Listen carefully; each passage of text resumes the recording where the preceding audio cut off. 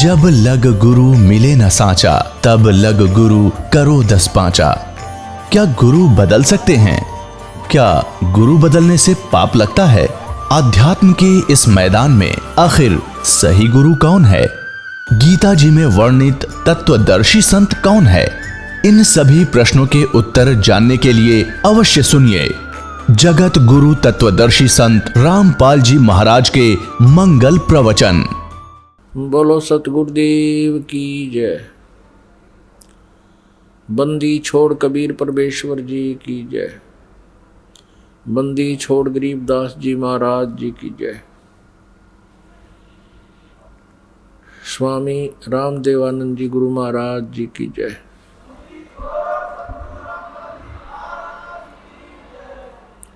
सर्व संतों की जय, सर्व भक्तों की जय, धर्मी पुरुषों की जय, श्री काशी धाम की जय, श्री छुटानी धाम की जय, श्री करोथा धाम की जय, श्री बरवाला धाम की जय। सत सही ग्रीब नमो नमो सतपुरुष को नमस्कार। गुरु की नहीं सुर नर मुनि जन साधुआ संतों सर्वसदी नहीं। सतगुरु साहेब संत सब डंडो तुम प्रणाम। आगे पीछे मध्य हुए तिनको जा कुर्बान। नराकार निर्विषम काल जाल वैभंजनम। निर्लेपम निज निर्गुणम अकल अनुपवेशोन्दुनम। सोहम सुरति समापतम सकल समाना निर्तलय। उज्ज्वल हीरंबर हरदमम बेपरवा अथा है वार पार नहीं मज्जतम। ग्रीब जो सुमरे सिद्ध होई गणनायक गलता ना। करो अनुग्रह सोई पारस पद परवाना। आदि गणेश मनाऊं गणनायक देवन देवा। चरण कमल लो लाऊं आदंत करूं सेवा। परम शक्ति संगीतम रिद्धि सिद्धिदाता सोई। अवगत गुण अतीतम सत्य पुरुष निर्मोही। जगदम्बा जगदीशम मंगल रूप बुरारी। तन मन अर्पण शीशम भक्ति मुक्ति भंडारी। सुर नर मुनि जन ध्यावे ब्रह्मा विष्णु महेशा। शेष शेष मुख गावे पूज्य आदि गणेशा। इंद्र कुबेर सरीखा वरुण धर्म राय ध्यावे। समर्थ जीवन जी का मन इच्छा फल पावे। 33 कोटि अधारा ध्यावे से 88। उतरे भवजल पारा कट है यम की फांसी। 33 कोटि अधारा ध्यावे से 88। उतरे भवजल पारा कट है यम की फांसी। कर जोरूं विनती करूं डरूं चरण पर शीश। गुरु जी राम देवानंद जी महाराज ने दियो नाम बख्शीश। कोटि कोटि सिजदा करूं कोटि कोटि प्रणाम। चरण कमल में राखियो मैं बंधी जाम गुलाम। कुत्ता हूँ गुरुदेव का रामपाल दास का नाम। गले प्रेम की जेवड़ी जाखें चोवा जाऊं। तो करो तो बावड़ो दूर दूर करो तो जाऊं। जो राखो त्यों ही रहूं। जो देवो सो खाऊं। 7 द्वीप 9 खंड में गुरु से बड़ा ना कोई। करता करे न कर सके गुरु करे सो होय। जय इब के सतगुरु मिले सब दुख आँखों रोय। चरणों ऊपर शीस धरूं कहूँ जो कहनी हो। कबीर साईं मिलेंगे पूछेंगे कुशलातु। आदि अंत की सब कहूँ, अपने दिल की बात है। गुरु जी तुम ना भूलियो, चाहे लाख लोग मिल जाएं। हमसे तुमको बहुत है, तुम जैसे हमको नहीं। कबीर तुम्हारे विसारे क्या बने, मैं किसकी शरण में जाऊं। शिव ब्रंच मुनि नारदो, तिनके हृदय ना समाऊं। अवगुण किए तो बहुत किए, करत न मानी हार। भावे बंदा बख्श दियो, भावे गर्दन उतार। अवगुण मेरे बाप जी, बख्शो गरीब नवाज। जो मैं पूत कपूत हूँ, बहुरे पिता को लाज। अवगुण किए तो बहुत किए, करत न मानी हारे। बावे बंदा बख्श दियो, बावे गर्दन उतार। अवगुण मेरे बाप जी, बख्शो गरीब नवाज। जो मैं पूत कपूत हूँ, बहुरे पिता को लाज। मैं अपराधी जन्म का, नख सिक भरे विकार। तुम दाता दुख भंजना, मेरी करो संभार। सूरत करो मम साइया, हम हैं भव जल माही। आप ही बह जावांगे जो, तुम न पकड़ोगे बाँ। परम पिता परमात्मा पूर्ण ब्रह्म, सर्व ब्रह्मांडों के रचनहार कबीर साहब हैं, कबीर देव जी हैं।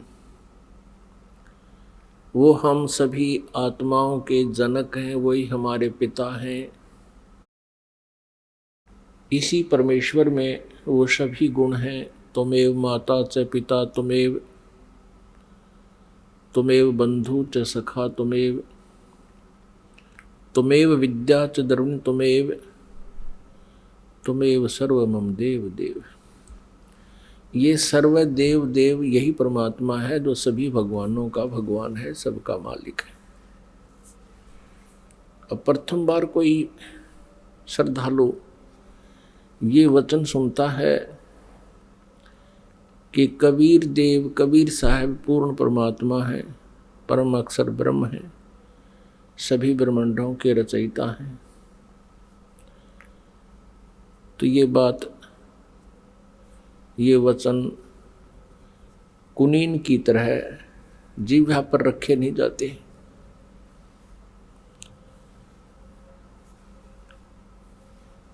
क्योंकि हमने जो ज्ञान सुना हुआ है वो लोक वेद सुन रखे है, वो दंत कथा सुन रखी है। हमने अपने सदग्रंथों का ज्ञान नहीं प्राप्त हुआ हमारे को, क्योंकि हमारे जो गुरुदेव थे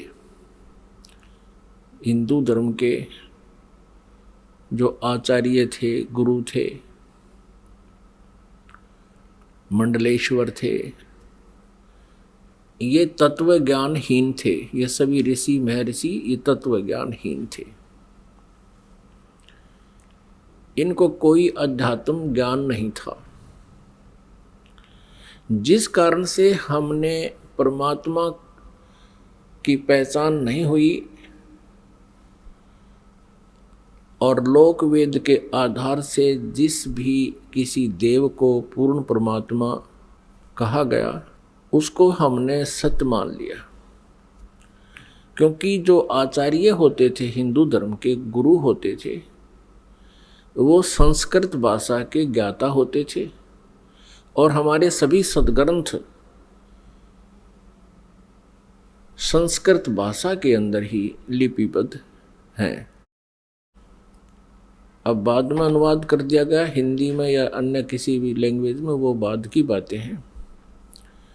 प्रारंभ में अभी तक ये प्रारंभ से लेकर अभी कुछ समय पहले तक ये सभी संस्कृत में विद्यमान थे और संस्कृत वाले तो अब भी एज इट इज हैं। अनुवादकर्ताओं ने अपनी अपनी भाषाओं में उनको ट्रांसलेट कर लिया है। अब जिस कारण से जनता जो थी, श्रद्धालु थे,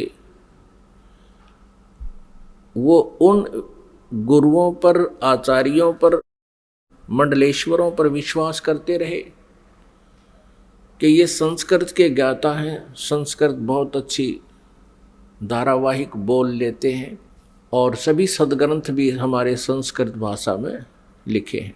जिस कारण से उस गुरु जी के विषय में कोई भी हमारे अंदर जो शंका उत्पन्न नहीं हुई, अविश्वास नहीं हुआ कि ये गलत कह रहा है। क्योंकि टीचर जो होता है वो विद्यार्थियों को जो भी ज्ञान देता है विद्यार्थियों के लिए स्वीकार्य होता है। अध्यापक से कुछ भी बोल रहा है तो बच्चे उसमें ऑब्जेक्शन नहीं करते, शिरोधार्य करते हैं। एक अध्यापक ने एक कोई प्रश्न का उत्तर इतिहास का बच्चों को पढ़ाया और उस लड़के का पिता भी एजुकेटेड था, लेकिन वो सर्विस नहीं कर रहा था, अपना अन्य व्यवसाय करता था। तो उस लड़के के पिता ने, फादर ने देखा कि जो बच्चे ने प्रश्न का उत्तर लिखा हुआ है वो गलत लिखा है। उसने अपने पुत्र से कहा कि बेटा तुमने ये गलत लिख रखा है। तो लड़के ने उत्तर दिया, नहीं पिताजी, हमारे गुरुदेव ने बोला है ये सही है। तो पिताजी ने कहा, नहीं बेटा इसको ठीक कर लो। तो लड़का बोला, नहीं पिताजी बिल्कुल नहीं करूँगा, ये हमारे गुरुजी ने बोला है, हमारे गुरुजी ने कहा है, हमारे अध्यापक ने कहा है। तो पुण्यात्माओं, आज वही सतिथि आ चुकी है। ये जितने भी आचार्य गुरु थे ये भाषा संस्कृत तो अवश्य जानते थे, लेकिन आध्यात्मिक ज्ञान से ये अपरिचित थे, जिस कारण से ये आज तक भी हमें हमारे सद्ग्रंथों के गूढ़ रहस्यों को नहीं बता पाए। और आज वही तथ्य जो हमारे पवित्र सद्ग्रंथों में विद्यमान हैं, जन साधारण के रूबरू ये दास करवा रहा है, उनको सार्वजनिक कर रहा है इन सीडी के माध्यम से, प्रोजेक्टर के माध्यम से और पुस्तकें बना करके। अब उन गुरुओं को, उन आचार्यों को समस्या उत्पन्न हो रही है जो अभी तक लोक वेद सुना रहे थे, दंत कथा सुना रहे थे। वो क्या कहते थे, कोई तो कहता था कि Shri Vishnu ji is complete God, ये विष्णु जी ही सर्व समर्थ भगवान हैं और यही 3 रूप धारण कर लेते हैं। ब्रह्मा जी के रूप में ये सृष्टि करते हैं, विष्णु जी के रूप में ये सतिथि करते हैं और शिव जी के रूप में ये संहार करते हैं। कोई कहता था कि भगवान शिव महेश हैं, महेश्वर हैं, देवों के भी देव हैं, यही सबके उत्पत्ति करता है और यही 3 रूप धारण करके इस ब्रह्मांड का संचालन कर रहे हैं। यही अखिल ब्रह्मांड के नायक हैं, मालिक हैं। ब्रह्मा जी का रूप धारण करके ये सृष्टि करते हैं, विष्णु जी का रूप धारण करके ही ये सतिथि करते हैं और स्वयं शिव रूप में ये सबका संहार करते हैं। इनके कोई माता पिता नहीं है। तो ये लोक वेद था, ये दंत कथा थी। हम इनको सर्वेश्वर महेश्वर कहा करते थे। पुण्यात्माओं, जिस मार्ग पर हम चलते हैं, हम अपना सफर तय करने के लिए उद्धत होते हैं, तो उसकी जानकारी हमें थोरोली होनी चाहिए, कंप्लीट होनी चाहिए, फिर उस पर चलने का लाभ है। और यदि हम जाना चाहते हैं हिसार से दिल्ली और हम चल पड़े हिसार से सरसा की ओर, तो हमारा चलना व्यर्थ है। चाहे हम कितनी स्पीड से जा रहे हैं, कितनी गाड़ी को दौड़ा रहे हैं, वो व्यर्थ है। और किसी कारण से आप हिसार से और सिरसा जा रहे हो और रास्ते में कोई इत्तेफाक से कोई व्यक्ति मिल जाता है, पूछ लेता है कहाँ जा रहे हो जेंटलमैन, तो आप कहोगे जी हम दिल्ली जा रहे हैं। वो व्यक्ति आपसे ये कहे कि ये दिल्ली वाला वे नहीं है, ये दिल्ली मार्ग नहीं है, ये तो आप उल्टा जा रहे हो, सिरसा साइड में पंजाब की तरफ जा रहे हो। तो उस जेंटलमैन को विचार करना चाहिए कि ये व्यक्ति ऐसे क्यों बोल रहा है, क्योंकि वो तो अपने हिसाब से दिल्ली जा रहा है, लेकिन उसकी अपनी सोच है कि वो दिल्ली जा रहा है, लेकिन मार्ग गलत है, उसकी दिशा गलत है।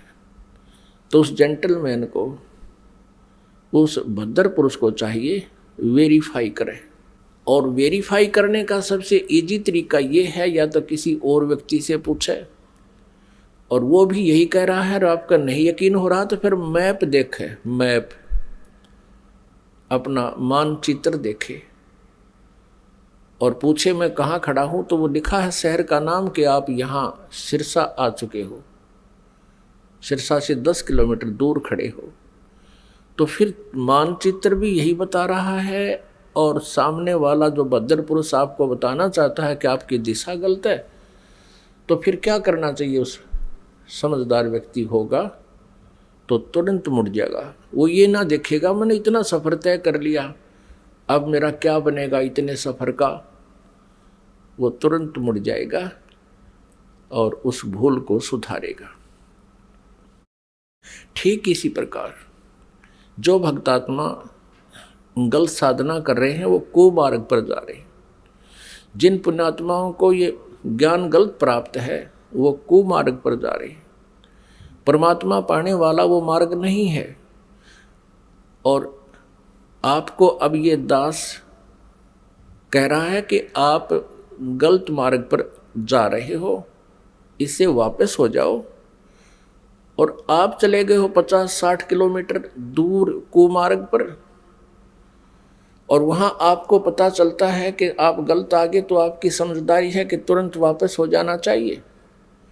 और यदि आप ये सोचो कि अब इतने सफ़र का मैंने तय कर लिया, ये तो व्यर्थ गया, मैं तो वापस नहीं होऊंगा, तो ये बुद्धिमता नहीं, ये तो मूर्खता कही जाएगी। इसी प्रकार आप जी किसी भी इस गुरु इष्ट संत के पास किसी भी इष्ट की पूजा कर रहे हो, और आपने किसी ने 5 वर्ष, किसी ने 10 वर्ष, किसी ने 20 वर्ष, किसी ने 30 वर्ष भी हो चुके हैं, वहाँ डलेड हो रहे हैं। आज आपको ये पता चलता है कि आपका मार्ग गलत है, तो आप जी को चाहिए, क्या चाहिए? अब इसमें कहने की आवश्यकता नहीं गनी, बुद्धिमान को संकेत बहुत है। आपको चाहिए कि तुरंत उस मार्ग को त्याग कर, ये नहीं सोचना चाहिए कि 20 वर्ष की साधना का मेरा क्या होगा, 30 वर्ष की साधना मैंने इस पंथ में कर ली, मेरा क्या होगा। वो तो हो चुका है, तेरा जो होना था वो तो बर्बाद हो चुके हो तुम। आप जी को मार्ग पर इतनी सफ़र कर चुके हो 100 किलोमीटर, इससे वापस होना ही हितकारी है। आपका इसी में शुभ है, तुरंत वापस हो जाओ, त्याग दो उसको। अब परमात्मा कहते हैं, भेड़ा देखा दरदरा उत्तर चले फड़क। अब क्या कहते हैं परमात्मा के, जैसे हम गलत, पहले बेड़ा होता था, बेड़े चला करते थे, दरिया पार करने के लिए नौका भी नहीं होती थी, तो उसमें बेड़ा बनाया करते थे। बेड़ा, वो बेड़ा तो आपको याद नहीं होगा, लेकिन ये समझ ले नौका है। जिस नौका में आप बैठे हो उस नौका में पानी भर रहा है, उसमें उसका नीचे का बेड जो है वो डैमेज हो चुका है, और साथ में दूसरे वाला बिल्कुल जो है सही नौका साथ में आ जाता है, और आपको पता चल जाता है कि ये तो डूबोगे तुम इस नौका में जिसमें बैठे हो, पानी भर रहा है इसके अंदर। तो कहते हैं परमात्मा, कहते हैं बेहरा देखा जर्जरा और उत्तर चले फड़के, डूबे थे पर उबरे। कबीर परमेश्वर जी हमें बताना चाहते हैं कि जो बुद्धिमान होंगे वो ऐसा करेंगे, डूबे थे पर उबरे, गुरु के ज्ञान चमक, और भेरा देखा जर्जरा उत्तर चले फड़क। कहते हम तो डूबे थे, 84 लाख योनियों में चले जाते, गुरु जी के ज्ञान से फिर हम फड़क गए एकदम फड़कना माने न जबरदस्त भयभीत हो जाना, और एकदम फड़क के यानी ऐसे चमक के कूद जाना, एकदम नु चमक जाना,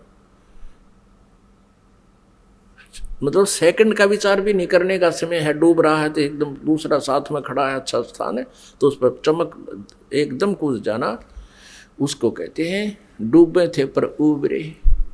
गुरु के ज्ञान चमक, लोग एकदम चमक का पड़ा है भाई, एकदम ऐसे सतर्क हो जाना। और भेरा देखा दरदरा, दरदरा माने टूटन डूबन हो रहा है, तो उत्तर चले फड़क। तो उस पुण्यात्मा को अब विलंब नहीं करना चाहिए गुरु बदलन में। उस मार्ग में कितना ही चला गया उसको तुरंत त्याग देना चाहिए। वो तो बिल्कुल कुमार्ग पर, आप तो 200 किलोमीटर 100 किलोमीटर दूर चले गए हो, वह आना वापस पड़ेगा, आना ही पड़ेगा। आगे जितने कदम रखोगे वो गलत ही है, दूर ही जाओगे। तो जैसे कोई तो श्री ब्रह्मा जी को रचयिता बताते हैं, कोई श्री विष्णु जी सतगुण जी को रचयिता बताते हैं, कोई तम गुण श्री शिव जी को रचयिता बताते हैं, कोई श्री ब्रह्मा जी रजोगुण को ब्रह्मांड का रचयिता बताते हैं, सभी ब्रह्मांडों का। पुण्यात्माओं ये लोक वेद है। और कोई कोई कहता है कि दुर्गा ही सबकी सृष्टि सर्जनहार है, जो दुर्गा जी के उपासक हैं। जो श्री देवी जी के उपासक हैं वो देवी जी को ही सब कुछ मानते हैं, और जो ब्रह्म के उपासक हैं, ब्रह्म, वो ब्रह्म को ही सर्वेस्वा मानते हैं। तो पुण्यात्माओं, हमने सबसे पहले ये मैप देखना होगा, अपने सदग्रंथों रूपी मैप को हम पुनः देखेंगे कि इनमें हमें क्या मार्गदर्शन हुआ है, तो तब हम संतुष्ट होंगे। अभी तक तो हम किसी से कुछ सुन रहे हैं भगवान के विषय में, किसी महापुरुष ने कुछ ज्ञान दिया है, किसी ने कुछ दिया है, और हम विद्यार्थी हैं, श्रद्धालु हैं। जो भी संत गुरु जी हमें जैसा भी भगवान के विषय में ज्ञान देता है, हम बिना किसी शंका के, बगैर किसी ऑब्जेक्शन के हम स्वीकार कर लेते। तो पुण्यात्माओं, आप इसके विषय में कि भगवान कौन है, सृष्टि रचना कैसे हुई, ये जानकारी हमें सर्वप्रथम होनी चाहिए, और तभी हम परमात्मा के मार्ग पर सफल हो सकेंगे। फिर हमें कोई भ्रमित नहीं कर सकेगा।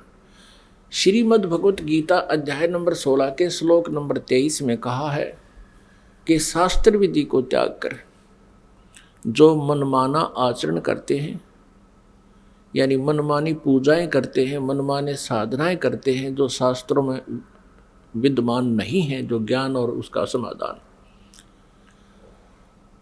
वो साधना व्यर्थ है। न उनकी गति होती है, न उनको कोई सुख प्राप्त होता है, और न ही उनको कोई सिद्धि प्राप्त होती है, अर्थात व्यर्थ, यूजलेस।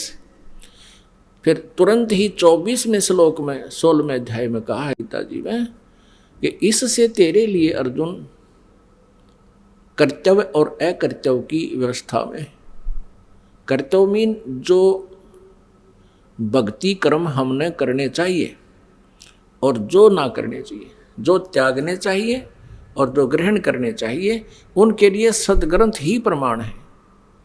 किसी की दंत कथा पर विश्वास मत करना।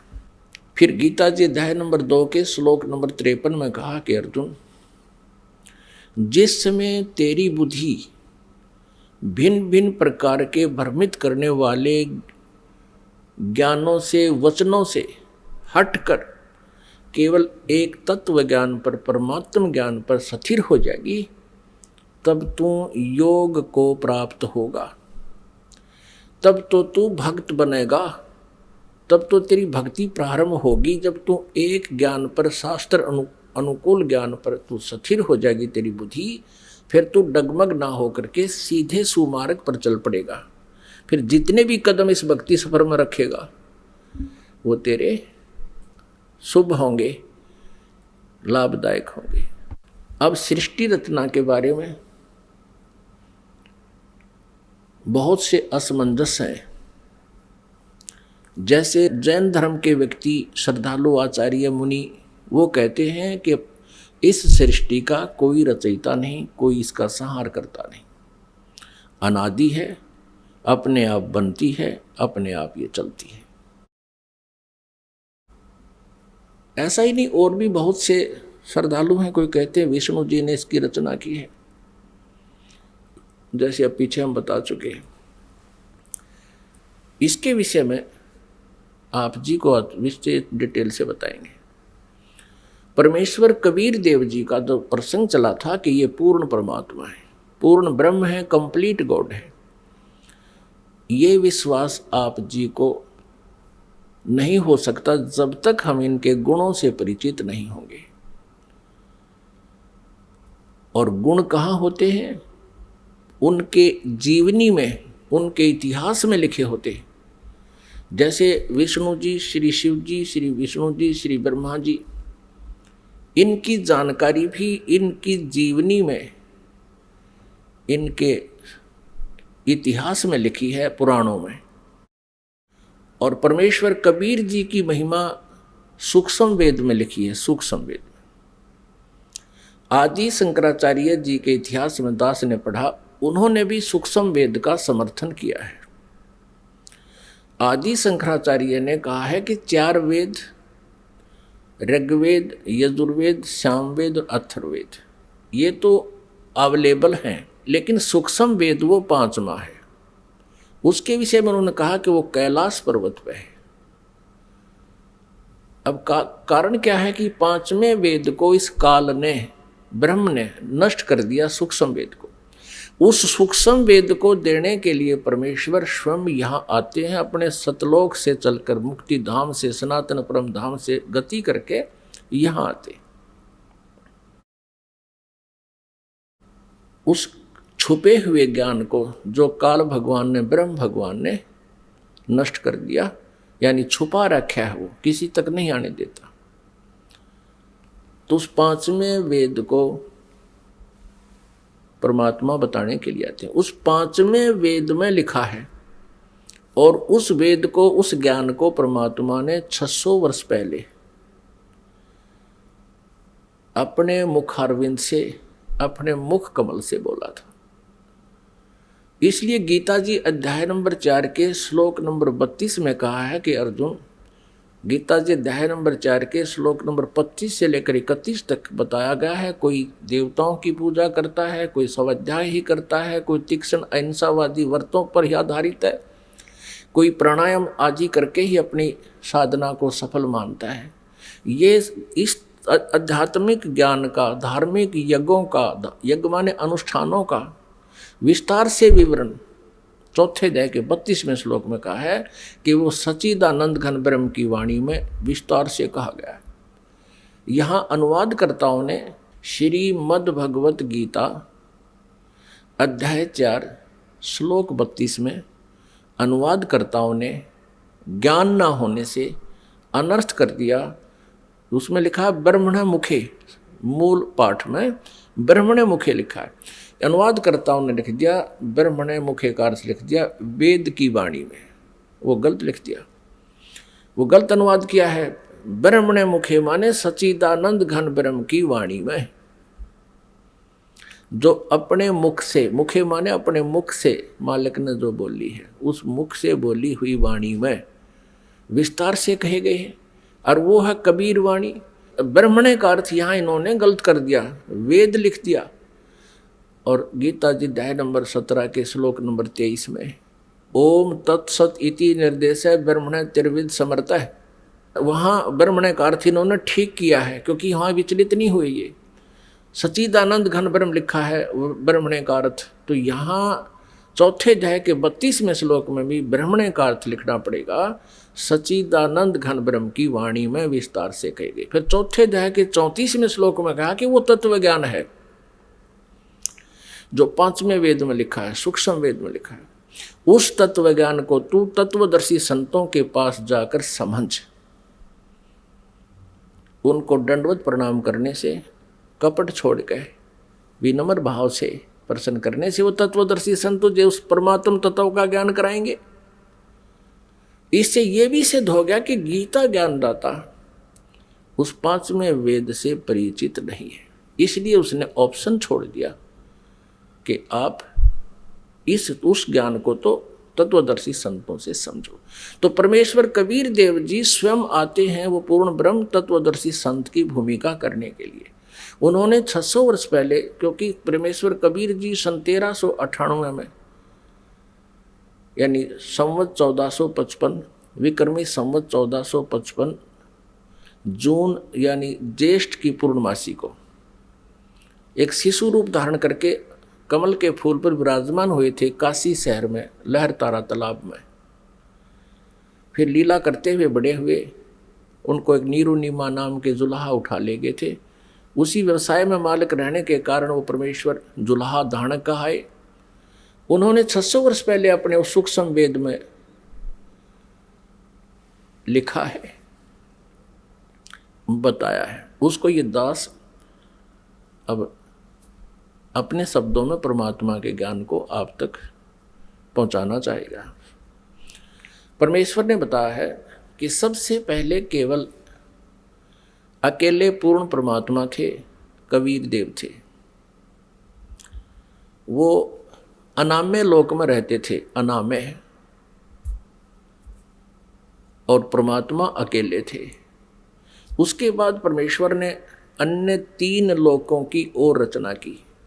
अकय लोक से नीचे वाला अनामय लोक कहो चाहे अनामी लोक कहो, अकय लोक कहो। अकय लोक से नीचे अगम लोक है, उससे नेक्स्ट अलख लोक है, और फिर उससे जो तीसरा स्थान नीचे सत्यलोक है, जिसको सनातन परमधाम कहते हैं। और सत्यलोक में परमात्मा सत्य पुरुष नाम से विद्यमान है। एक ही परमेश्वर ने अपने अन्य 3 रूप और बनाए। तो इस प्रकार प्रत्येक लोक में परमात्मा अलग अलग नामों से, अलग अलग स्थिति से स्वयं ही विराजमान हुए। अब सतलोक के अंदर सृष्टि रचना प्रारंभ की। अपने आत्माओं, जैसे केवल पृथ्वी लोक पर ही, इस पृथ्वी ग्रह पर ही सृष्टि जो है विद्यमान है, और अन्य ये जितने ग्रह हैं, मंगल ग्रह, बुध ग्रह, ये शनि ग्रह, ये सब खाली पड़े हैं।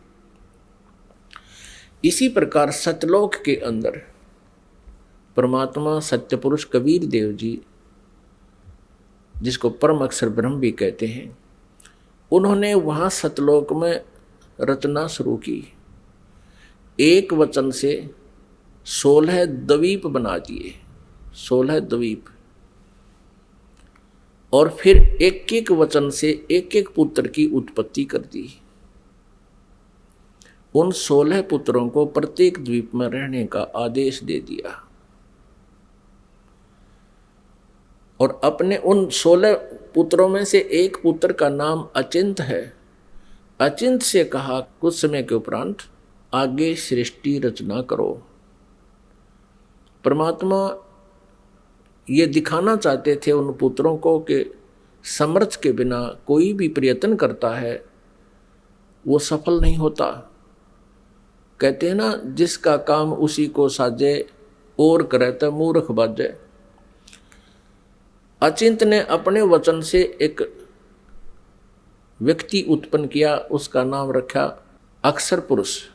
अब उस अचिंत ने अपने द्वारा उत्पन्न पुत्र को वचन से जो उत्पन्न किया था उसको ही अविनाशी पुरुष मान लिया, उसको अक्षर पुरुष नाम से संबोधित किया और उसे कहा कि तू मेरा सहयोग करना सृष्टि रचने में। वहाँ परमात्मा ने प्रत्येक द्वीप में जब द्वीप रचना की, प्रत्येक द्वीप में मानसरोवर की भी रचना की, एक अलग से मानसरोवर भी, कॉमन मानसरोवर भी रचना की। तो वो अक्षर पुरुष मानसरोवर में जाके नहाने लगा, नहाते नहाते गहरा चला गया और वहां वो पानी में ही सो गया, निंद्रा आ गई। अपन आत्मा सतलोक के अंदर श्वासों से शरीर नहीं है, बहुत समय तक वो बाहर नहीं आया। तब परमेश्वर कबीर देव जी ने उसी जल से जल लिया हाथ में, अपनी वचन शक्ति से उसको जादूगर की तरह एक अंडा बना दिया। उस अंडे में एक जीवात्मा प्रवेश करती, उस अंडे को छोड़ दिया उस मानसरोवर में, वो गड़गड़ गड़गड़ करता हुआ नीचे पहुंचा। तो वो अक्षर पुरुष की जो अधूरी निंद्रा भंग होगी, जिस कारण से वो कुछ कोपित हो गया, उस कोपित दृष्टि से उसने अंडे की तरफ देखा कि किसने मुझे डिस्टर्ब किया है।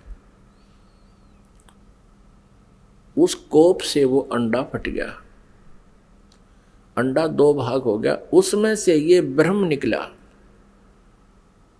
अब आगे चल के इसी इतिहास में, इसी लीला कहानी में, अमर कथा में या सत्यनारायण कथा जो दास आपको सुना रहा है, अभी तक जो विष्णु जी को सत्यनारायण मानकर सत्यनारायण कथा कहा करते थे, वो सत्यनारायण कथा नहीं थी। अब ये है सत्यनारायण कथा। सत्यनारायण माने अविनाशी भगवान की कथा। तो उसमें से ये ब्रह्म निकला। आगे चल के आप 3 प्रभुओं से परिचित होंगे जो ब्रह्मा विष्णु महेश जी से भिन्न है। एक सर्वब्रह्म, इसको सर्वब्रह्म भी कहते हैं, सर्वब्रह्म। और दूसरा ये अक्षर पुरुष यानी अक्षर ब्रह्म। ये अक्षर पुरुष कहो तो अक्षर ब्रह्म कहो। और अंडे से निकला ये सर्वब्रह्म, सर्वब्रह्मन नाशवान, क्योंकि अक्षर पुरुष को तो अचिंत ने नाम दे दिया कि तो अविनाशी व्यक्ति उत्पन्न कर दिया मैंने, अक्षर पुरुष। अब वो स्वामी जितना हो जाता है फिर वही पुरुष प्रभु, पुरुष माने प्रभु भी कहते हैं। तो अक्षर पुरुष कहो या अक्षर ब्रह्म कहो, एक ही के 2 पर्यायवाची नाम है। इसी प्रकार सर पुरुष कहो, ये ब्रह्म जो अंडे से निकला ये सर पुरुष है, इसको सर ब्रह्म कहो, इसके पर्यायवाची नाम है। इसको ज्योति स्वरूपी निरंजन भी, काल भी, ये ब्रह्म ही आगे चल के काल भी कहा जाएगा। अब याद रखना, क्योंकि पुण्यात्मा जब तक आप इस इतिहास से परिचित नहीं होगे, सृष्टि रचना से, आप किसी भी सदग्रंथ को नहीं समझ सकते। तब परमेश्वर ने आदेश दिया उन दोनों को कि तुम बाहर आओ। अचिंत पुरुष तुम निंद्रा में थे, न वो अक्षर पुरुष तुम निंद्रा में थे, तुम्हें जगाने के लिए ये सब प्रोसेस अपनाया है, तुम बाहर आ जाओ। दोनों बाहर आ गए। अब परमात्मा ने अचिंत से कहा कि अचिंत, अब देख लिया तूने, समर्थ के बिना कोई कार्य सफल नहीं होता। अब तू तो इसको बाहर भी नहीं निकाल सकता था। और आगे से ध्यान रखना कि बीच में टांग अड़ाओ मेरी क्रिया में, इसलिए तुम्हें तुम्हारे सामर्थ्य से परिचित कराया है। तो अचिंत ने कान पकड़ लिए कि दाता हम कुछ नहीं कर सकते। अब परमेश्वर ने आदेश दिया उन दोनों को, किसको? सरपुरुष अर्थात जिसको सरब्रह्म भी कहते हैं, जो आगे चल के ब्रह्मा विष्णु महेश का पिता सिद्ध होगा इसी कथा में। सरपुरुष और अक्षर पुरुष को दोनों से कहा कि तुम उस अचिंत के द्वीप में रहो। इन दोनों ने आज्ञा का पालन किया और तीनों कौन? अचिंत, अक्षर पुरुष और सरपुरुष, जिसको सरब्रह्म भी कहते हैं। और यहाँ हम सीधी भाषा में उसको ब्रह्म भी कहने लगे। आगे डिफाइन करेंगे ब्रह्म क्यों कहने लगे। अब ये तीनों एक द्वीप में रह रहे हैं। बाकी जो अन्य 15 जने हैं परमात्मा के वचन से उत्पन्न वो पुत्र, वो अलग अलग सिंगल द्वीप में रह रहे थे। कुछ समय उपरांत परमेश्वर ने हम सभी आत्माओं को, आप जी को, सारे ब्रह्मांडों की जितनी आत्माएं हैं, अपने शरीर से, अपने वचन से उत्पन्न कर दिया। और वहाँ हम तेजो में शरीर में विद्यमान थे। नूरी शरीर है हमारा, यानी तेजो में शरीर है, एक तत्व से बना हुआ है। उसमें नाड़ी, वो शुक्रम अकायम असनाविरम, वो जैसे हमारी शुक्र से बनी हुई काया नहीं होती जो माता पिता के संयोग से बनती है, उसमें नाड़ी आदि का जुगाड़ जोड़ नहीं होता, नाड़ी तंत्र नहीं होता। इसी ऐसा ही शरीर परमात्मा का है, साकार है, मनुष्य दृश्य है, तेजों में है। लेकिन परमात्मा के शरीर का और हमारे शरीर के नूर में, सामर्थ्य में, शक्ति में और उसके नूर में, प्रकाश में अंतर है। पूर्ण परमात्मा सत्य पुरुष यानी कबीर देव जी का जो सतलोक में शरीर है, उसका एक रोमकूप में करोड़ सूर्य, करोड़ चंद्रमा से भी अधिक रोशनी है। और हमारा वहाँ शरीर कैसा था, जो शेष वहाँ रह रहे हैं उनका कैसा शरीर है, और हम जब परमात्मा ने अपने वचन से उत्पन्न किए थे तब हमारा कैसा शरीर था, मनुष्य दृश्य था। और हमारा शरीर 16 सूर्य जितने प्रकाश युक्त था। हमारे पूरे बॉडी का शरीर 16 सूर्य जितना तेज था, यहाँ की जो सूर्य, लेकिन गर्मी ना हो। हम सभी वहाँ रहने लगे। वहाँ कोई दिक्कत नहीं थी, किसी प्रकार का कोई अभाव नहीं था। वहाँ जरा और मरण नहीं था, वहाँ जन्म मृत्यु नहीं होता था, और बुढ़ापा भी नहीं आता था वहाँ पर। अपने आत्माओं यह विचार करना कि हम यहाँ कितने दुखी हैं, और फिर भी हम ये सोचे हैं हमारी मृत्यु ना हो। और जबकि हमें पता है कि मृत्यु तो डेफिनेट होगी, यहाँ का विधान है, और फिर भी हमारी मरने की इच्छा नहीं।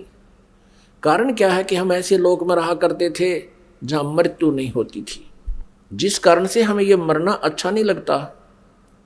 और बिल्कुल ठीक है, वे क्यों तो जन्म हुआ था, और फिर क्यों मारे। 30, 40, 50, 60, 70, 80 वर्ष तो हम ये मकान मकून बनाने में लावा, फिर इसमें रहने पाते ना, 1 मिनट में कड़च कर देता है यहाँ का भगवान।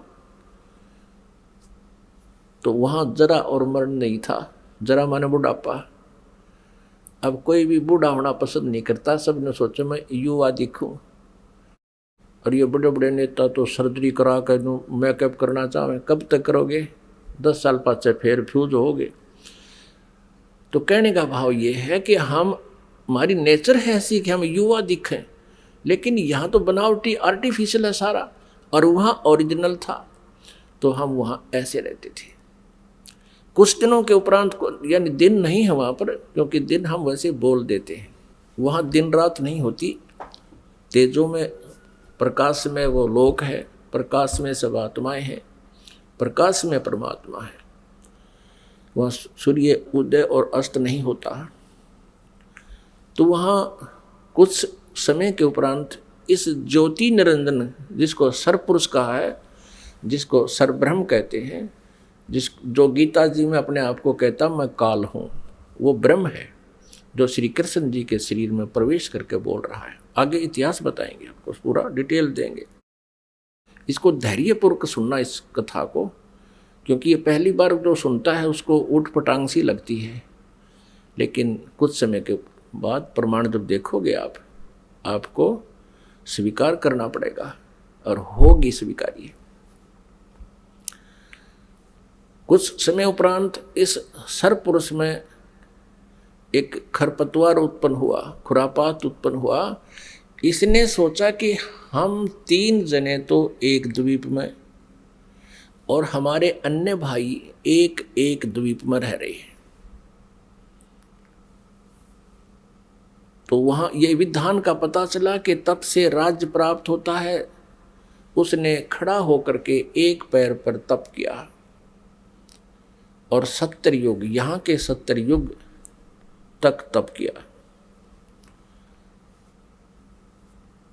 तब पूर्ण परमात्मा ने, सत्य पुरुष ने, कबीर देव जी ने पूछा कि पुत्र तू किस लिए ये तप कर रहा है, क्या इच्छा है तेरी? तब इसने कहा कि भगवान ये द्वीप मेरे लिए छोटा है, थोड़ा है, हम 3 एक द्वीप में रह रहे हैं, अन्य भाई मेरे अलग द्वीपों में एक एक रह रहे हैं, मुझे अलग स्थान चाहिए। परमात्मा ने कहा ठीक है भाई, तुझे 21 ब्रह्मांड दे दिए। जैसे एक धनी पिता अपने पुत्र को 21 प्लाट दे दे, अगले बेटा ये तेरे हिस्से में 21 प्लाट आ गए। अब उन प्लाटों को पाकर, 21 ब्रह्मांड को पाकर, ये क्षरब्रह्म, हम संत लैंग्वेज में इसको क्षर ब्रह्म कहते हैं। क्षर ब्रह्म, क्षर अक्षर, अक्षर तो ये अक्षर ब्रह्म तो ये परब्रह्म है जो अचिंत के वचन से उत्पन्न हुआ, और क्षर ब्रह्म है ये परमात्मा के वचन से अंडे से उत्पन्न हुआ।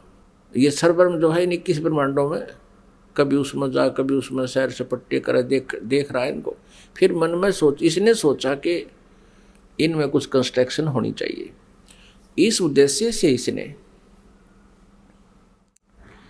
फिर 70 युग तब फिर किया।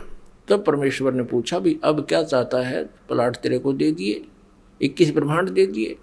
तब इसने कहा प्रभु कुछ कंस्ट्रक्शन का, यानी कोई रचना सामग्री दो मुझे, ताकि मैं कुछ उसमें रचना बना करूं। यानी अब जैसे प्लाट दे दिए, उसके पास तो फिर भी कुछ को नहीं, पिता से मांगता है कुछ पैसे दो या ईंट सीमेंट मटेरियल अवेलेबल कराओ। तो परमेश्वर कबीर देव जी ने इस सरपुरुष को, क्षर ब्रह्म को 5 तत्व और 3 गुण दे दिए। अगले बेटा बना के लाने रखे दिन से, इनको पाके बड़ा प्रसन्न हुआ। फिर इसने सोचा कि मैं इसमें कंस्ट्रक्शन भी कर लूँगा, तो फिर अकेला कैसे दिल लगेगा मेरा। इसने सोचा कि कुछ आत्माएं भी मैं प्राप्त करूं भगवान से। इस क्षर ब्रह्म ने, इस काल भगवान ने फिर तप फिर प्रारंभ किया, एक पैर पे खड़ा हो गया। तो उधर से हम यहां इसके जाल में कैसे फंस गए, ये एक बहुत विशेष विचारणीय समय जो है ना बात है पुण्यात्माओं, एक विशेष विचारणीय विषय है कि हम क्यों फंसे। फिर चल इसने तो ऐसा कर लिया, प्राप्त हुआ अलग से, हम इसके साथ कैसे, हम जो फंसे हुए हैं ये इसके साथ फंसे हुए हैं, इस ब्रह्म के, क्षर ब्रह्म के साथ हम यहाँ आ गए, जिस कारण से हम यहाँ दुख पा रहे हैं। अपने पिता को छोड़ आए जहाँ कोई अभाव नहीं था, कोई जन्म मृत्यु नहीं थी।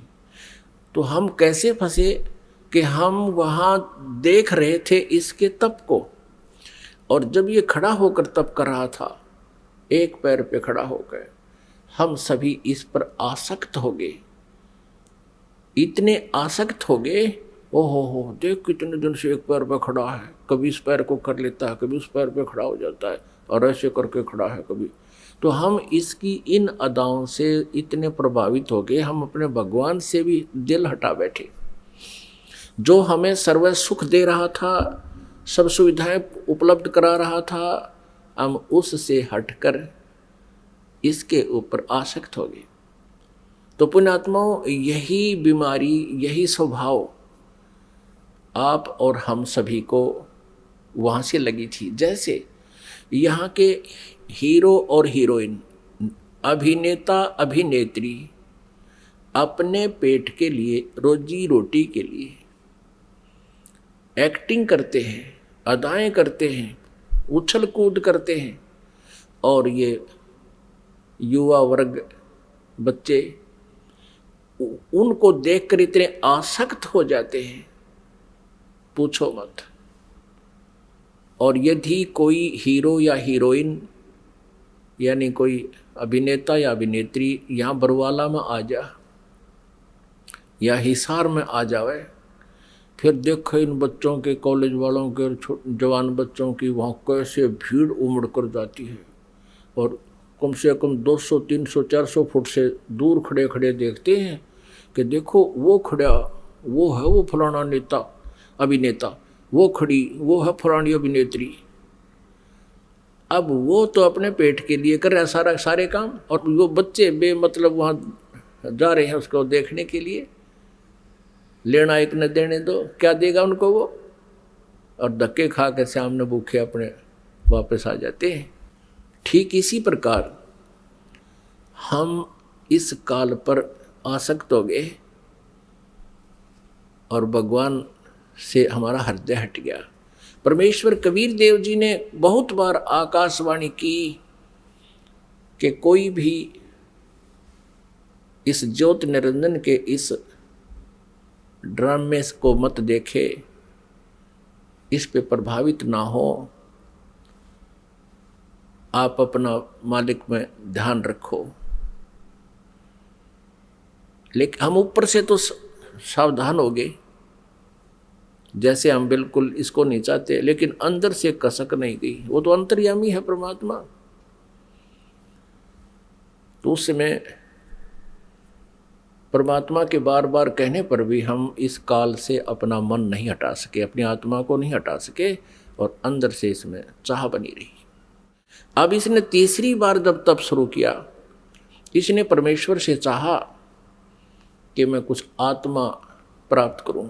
जब परमेश्वर ने इससे पूछा, जब इसने 64 युग तप कर लिया, तीसरी बार तब पूछा कि क्या चाहता ज्योति निरंजन, जो आपने मांगा था वो मैंने आपको दे दिया, अब तू क्यों हट कर रहा है।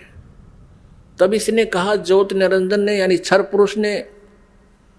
पुरुष ने कहा कि प्रभु मुझे कुछ आत्माएं दे दो, मैं अकेला वहाँ नहीं रह सकता, 21 ब्रह्मांडों में अकेला कैसे रहूँगा। तब परमेश्वर ने कहा कि भी देखो, तेरे तप के बदले में 64 युग जो तप किया, इसके बदले में और राज्य दे सकता हूँ, और वस्तु मांग ले वो दे सकता हूँ, लेकिन ये आत्मा नहीं दे सकता, क्योंकि ये मेरी आत्मा है। अब ये मेरे वचन से उत्पन्न हुई है, मेरा अंश है, अपने अंश को मैं कैसे दे सकता हूँ। लेकिन परमात्मा ने एक ऑप्शन रख दिया कि इसमें एक ऑप्शन है कि यदि वो स्वयं स्वेच्छा से कोई जाना चाहता तेरे साथ तो जा सकते, लेकिन मैं अपनी तरफ से उनको नहीं डाल सकता कुएं में। तब ज्योति निरंजन हमारे पास आया, ये क्षर पुरुष हमारे पास आया। जितनी आत्माएं आज इसके ब्रह्मांडों में हम कैद हो गए, यहाँ कष्ट उठा रहे हैं, ये सभी आत्माएं इसके चारों तरफ उमड़ कर खड़ी होगी। जैसे हीरो आता है, अभिनेता आता है। इसने कहा हमसे कि मैंने पिताजी से 70 युग तप करके बहुत बड़े ब्रह्मांड प्राप्त किए हैं, वहाँ पर स्वर्ग बनाऊंगा, महास्वर्ग बनाऊंगा, हीरे पन्ने लालों के मैं पहाड़ बनाऊंगा, वहाँ दूधों की नदी बहाऊंगा, और तुम चलोगे मेरे साथ। अब हम तो पहले ही उसको चाह रहे थे, चाहे वो कुछ भी ना बनाता, उसको चाह रहे थे, उसके ऊपर आसक्त हो चुके थे। तो सभी ने कहा कि हम तैयार हैं आपके साथ चलने को, लेकिन यदि पिताजी आज्ञा दे देंगे तो हम जा सकेंगे। इस क्षर पुरुष ने परमेश्वर कबीर देव जी से, पूर्ण ब्रह्म से, परम अक्षर ब्रह्म से प्रार्थना की, आकर के वापस प्रभु के पास जाकर के करबद्ध खड़ा होकर के कहा कि परमेश्वर, कुछ आत्माएं मेरे साथ जाने को सहमत है। परमात्मा ने कहा, परमेश्वर कबीर देव जी ने कहा कि मेरे सामने हाँ बरवा दे, तब मैं मानू, तब भेज दूंगा। अब परमेश्वर आए, कबीर देव जी हमारे पास, साथ में ज्योति निरंजन भी आया। परमेश्वर कबीर देव जी ने, परम अक्षर ब्रह्म ने पूछा कि आत्माओं जो ज्योति निरंजन के साथ यानी क्षर पुरुष के साथ जाना चाहते हैं वो हाथ खड़ा करके स्वीकृति दे। अब अपने पिता के सामने हिम्मत नहीं पड़ी किसी भी आत्मा की इतना ढीठपना करें, सबने नीची गर्दन कर दी। तब परमेश्वर ने कहा कि अरे ज्योति निरंजन, अरे क्षर पुरुष, आप तो कह रहे थे कुछ आत्माएं तैयार हैं, ये तो कोई भी नहीं बोल रहा, सन्नाटा छा गया। तब एक आत्मा सबसे पहले खड़ा हुआ। उसने सोचा कहीं हम रह जावा यहीं पर। उसने खड़ा होकर कहा कि पिताजी, हाँ, उसने हाथ खड़ा किया कि पिताजी मैं जाना चाहता हूँ। फिर तो हम जैसे सारे सोचा करते हम पीछे रह जाएं, हमने भी सब न कर दिया, ऐसे सब ने हाथ खड़े कर दिए। जितने भी ये खरबों अनगिन यहाँ पर आए हुए हैं, अकाउंटिंग नहीं कर सकते, इतने जीव आगे इसके अलावा से। परमात्मा के पास तो सब अकाउंटिंग है, सब उनकी डिटेल है, लेकिन हम नहीं कर सकते जीव संज्ञा। जितने भी 21 ब्रह्मांड में प्राणी हैं ये सब सतलोक से आए हैं, चाहे चींटी है, चाहे हाथी है, रंक है या राजा है, किसी भी पशु पक्षी की योनि वो जीव जंतु की भोग रहा है। तब परमेश्वर ने कहा भी ठीक है ज्योति निरंजन, जिन जिन ने तेरे साथ आने का हृदय से चाह की है, सब इच्छा से तेरे साथ जाना चाहते हैं, उनके सब के नंबर नोट मैंने कर लिए, वो मेरे पास है। आप जाओ अपने ब्रह्मांडों में, क्योंकि ये ब्रह्मांड पहले वहीं थे सतलोक के एक लास्ट कोने में, बिल्कुल एकांत स्थान पर सतलोक में, और हम रह रहे थे उस मेन सतलोक में। जैसे एक तो बाहरी विलेज हो दिल्ली क्षेत्र के, दिल्ली राज्य के, एक शहरों का स्थान बीच में मध्य स्थान हो, हम वहाँ रह रहे थे। और इस काल के थे बाहरी दिल्ली, समझ लो वहाँ 21 ब्रह्मांड थे। ये निरंजन चला गया वहाँ पर अपने ब्रह्मांडों में, ये क्षर पुरुष, इसको ज्योति निरंजन भी कहते हैं, इस काल, इसको काल भी कहते हैं। आगे चल के ये इसकी कई नाम रखे जाएंगे इसी कहानी में। तो उधर से परमात्मा ने क्या किया, जिस आत्मा ने सर्वप्रथम हाथ खड़ा कराया था, स्वीकृति दी थी क्षर पुरुष के साथ जाने की, परमेश्वर ने उसका एक युवा स्त्री रूप बना दिया।